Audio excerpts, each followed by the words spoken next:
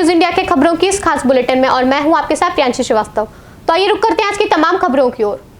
DElEd प्रशिक्षितों ने दिया अनिश्चित काल का धरना। जी हां, खबर उत्तराखंड के जिला उधम सिंह नगर गदरपुर से, जहां गुलर भोज में शिक्षा मंत्री अरविंद पांडे के घर से मात्र कुछ दूर एएन के इंटर कॉलेज के प्रांगण में डीएलएड प्रशिक्षित अनिश्चितकालीन धरने पर बैठे हैं। डीएलएड प्रशिक्षित छात्र छात्राओं ने बताया कि लगातार बिना छुट्टी के 2 वर्ष तक ट्रेनिंग को पूरा समय दिया था। पूर्व में ट्रेनिंग के 3 माह बाद हम लोगों को स्थायी नियुक्ति मिल जाती थी, लेकिन बीटीसी डीएलएड के 2 साल पूरे करने के बाद प्रदेश सरकार ने नए नियम बना दिए हैं, जिससे बाहरी प्रदेशों के युवा उत्तराखंड में नौकरी कर सकते हैं, जो कि हमारे अधिकारों का हनन है। तथा शिक्षा मंत्री व शिक्षा विभाग से लगातार वार्ता के बावजूद हमारी मांगे नहीं मानी जा रही हैं। वहीं छात्रों ने कहा कि हम लोग गुलर भोज में मंत्री के आवास से कुछ दूर धरने पर बैठे हैं। यह धरना अनिश्चित काल तक चलेगा। जब तक हमारी मांगे पूरी नहीं होती तब तक धरने को विस्तृत रूप से चलाया जाएगा। देखिए गदरपुर से शाहनूर अली की यह रिपोर्ट है। जिस समय एक व्यक्ति की जो बॉडी है एक पेड़ पे उसे रस्सी से टंगी हुई मिली, तो इस सूचना पे पुलिस वहाँ पे मौके पे पहुँची और उस व्यक्ति का पंचायतनामा भर दिया गया है, पोस्टमार्टम के लिए भिजवा दिया गया है। दृष्टि वही सुसाइड का केस लग रहा है। बाकी आगे की चीज़ पीएम रिपोर्ट के बाद ही बताई जा सकती है। सिंगेपुर में गिरा पुल। जी हां, ललितपुर जिले के पाली तहसील अंतर्गत ग्राम सिंगेपुर जाने वाली सड़क पर नहर पर बना पुल गिर गया है, जिससे कई गांवों के लोग निकल नहीं पा रहे हैं। वहां के बीसीडी सदस्य कृपाल सिंह ने बताया कि पुल को 2 साल पहले ही बनवाया गया था, जो कि घटिया निर्माण कराया गया था। पुल को लोगों ने बालू भरकर बोरियों से रोक रखा है, जो कि कभी भी गिर सकता है और बड़ी दुर्घटना हो सकती है। लोगों की मांग है कि जल्द ही पुल का निर्माण कराया जाए। देखिए महरौनी से प्रदीप चतुर्वेदी की यह रिपोर्ट। हाँ जी, फास्ट न्यूज़ ही ਤੁਹਾਡਾ ਸਵਾਗਤ ਕਰਦੇ ਹਾਂ। ਅੱਜ ਅਸੀਂ ਪਹੁੰਚੇ ਹਾਂ ਮੋਗਾ ਦੇ ਮੇਨ ਚੌਕ ਦੇ ਵਿੱਚ, ਜਿੱਥੇ ਅੱਜ ਕੀ ਕਿਸਾਨਾਂ ਦਾ ਜਿਹੜਾ ਧਰਨਾ ਹੈ, ਜਿਹੜਾ ਕਿ ਨਵਾਂ ਐਵੀਡੈਂਸ ਪਾਸ ਹੋਇਆ ਸੀਗਾ ਬਿੱਲ, ਜਿਹੜਾ ਕਿ ਰੱਦ ਕਰਨ ਵਾਸਤੇ ਅੱਜ ਆਪ ਪਾਰਟੀ ਸ਼ਹਿਰ ਦੇ ਵਿੱਚ ਧਰਨਾ ਲਾ ਕੇ ਰੋਸ ਪ੍ਰਦਰਸ਼ਨ ਕਰ ਰਹੀ ਹੈ। ਆਓ ਅਸੀਂ ਤੁਹਾਨੂੰ ਦਿਖਾਉਂਦੇ ਹਾਂ ਇਹਨਾਂ ਦਾ ਰੋਸ ਪ੍ਰਦਰਸ਼ਨ ਆ ਜਿਹੜਾ ਚੌਂਕ ਜਾਮ ਕੀਤਾ ਹੋਇਆ ਇਹਨਾਂ ਨੇ।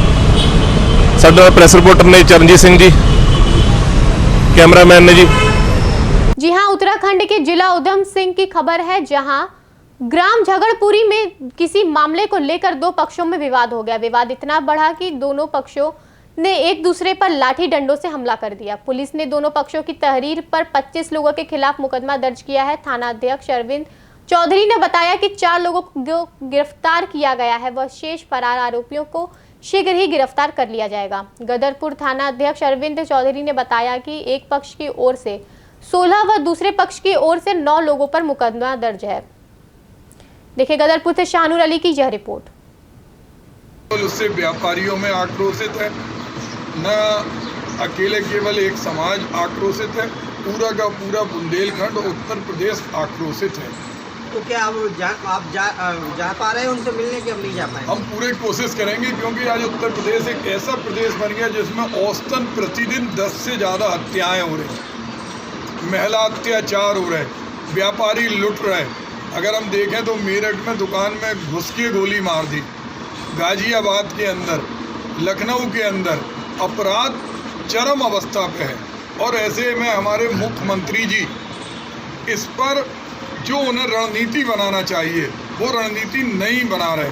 ध्यान भटकाने के लिए पूरे देश के अंदर कहीं रिया का मुद्दा चल जाता, कभी कंगना का मुद्दा चल जाता, लेकिन उन्हें उत्तर प्रदेश के सबसे बड़े सूबे में, जहां लोग एक ओर कोरोना से मर रहे हैं, दूसरी ओर अपराधियों से मर रहे हैं, ऐसे में उन्हें देखना चाहिए और एक अलग से पूरी मॉनिटरिंग करना चाहिए कि इस तरह की घटना ना हो। और इससे तो उनकी नीयत और नीति समझ में आती है। हम बैठने जा रहे हैं और बैठने जाने नहीं दिया जा रहा, ये वास्तव में दुर्भाग्यपूर्ण है। आज़ाद हिंदुस्तान में ऐसी घटना मैंने पहले कभी नहीं देखी। यदि आपको नहीं जाने दिया तो फिर क्या करेंगे आगे? नहीं जाने दिया, हम लोग अहिंसावादी ढंग से, लोकतांत्रिक ढंग से, चूँकि कोरोना महामारी भी चल रही, तो हम लोग आगे जाएंगे। हम उनके घर पे फेरे में तो अवश्य ही जाएंगे। आज अगर नहीं जाने दिया, बताया जा रहा है कि बॉर्डर पे भी पुलिस है, तो हम लोग कोई आंदोलन करने नहीं जा रहे। हमारी कोई बहुत ज़्यादा संख्या नहीं है, हम 4-5 आदमी अगर किसी के घर पे बैठने जा रहे हैं तो हमारा कोई भी कानून और शांति व्यवस्था को भंग करना हमारा लक्ष्य नहीं है। आज आपके साथ क्या कहाँ जा रहे थे आप लोग? पूरे प्रदेश के अंदर जंगल राज्य है। एक एक व्यक्ति अपने आप को असुरक्षित महसूस कर रहा है। न केवल आम आदमी वरन व्यापारी, कर्मचारी, यहाँ तक कि पुलिस वाले भी आज सुरक्षित नहीं हैं। जिस तरह से एक प्रतिष्ठित व्यापारी की, जिसने अपनी जान बचाने की गुहार लगाई थी और रंगदारी ना देने के कारण उसकी हत्या की गई, और हत्या के पहले उसने पूरे देश के सामने अपनी जान बचाने के लिए एक मार्मिक अपील की थी और बताया था। वो अधिकारी सस्पेंड हो गए और आज सिर्फ उनके घर पर सांत्वना देने के लिए उत्तर प्रदेश कांग्रेस कमेटी का एक प्रतिनिधिमंडल जा रहा था, और उसमें पहली बार ऐसा हो रहा आज़ाद हिंदुस्तान में कि किसी मरने वाले व्यक्ति के घर पे सांत्वना देने भी कोई व्यक्ति नहीं जा सकता। हम शांतिपूर्वक वहाँ कवरेज जाना चाहते थे, इंद्रमणि त्रिपाठी के परिजनों से मिलना चाहते थे, जिसके लिए प्रियंका गांधी के नेतृत्व में हम लोग संकल्पित हैं कि उनकी लड़ाई को हम लोग लड़ेंगे, असली अपराधी को फांसी के फंदे तक पहुंचाएंगे।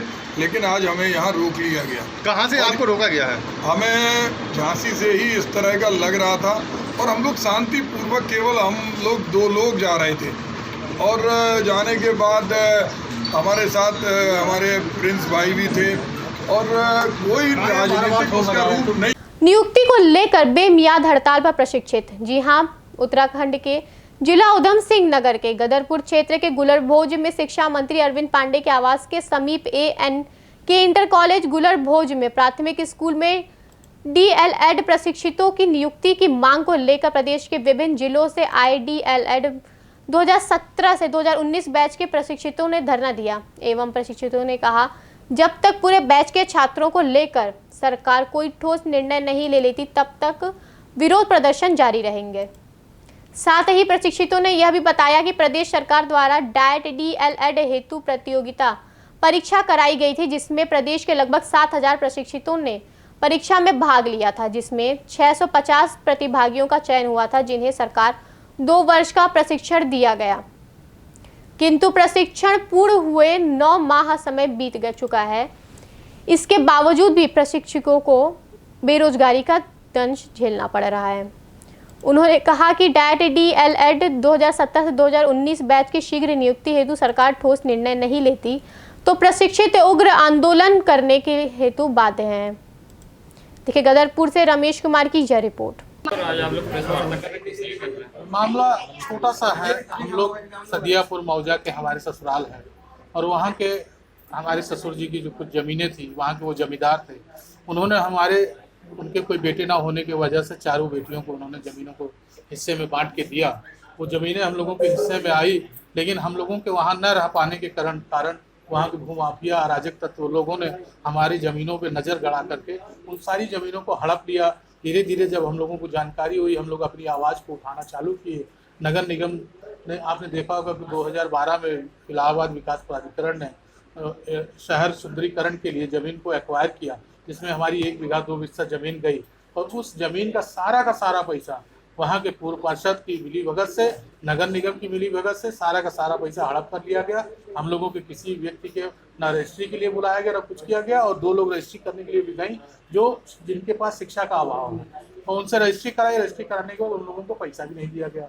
नगर निगम कहता है कि हमने 2 चेक दिए हैं, हम कहते हैं कि हमारे खाते में चेक नहीं आए हैं, ना हमारे खाते में पैसा आया है। मैं यही आप लोगों के माध्यम से इस आवाज़ को उठाना चाहता हूँ कि नगर निगम पता लगाए कि वो पैसा दिया भी है कि नहीं दिया है तो जांच करा ले, हम लोगों ने लिया है कि नहीं लिया है, वो पैसा गया कहाँ, और अगर नहीं दिया है तो नगर निगम हमारा पैसा दे दे।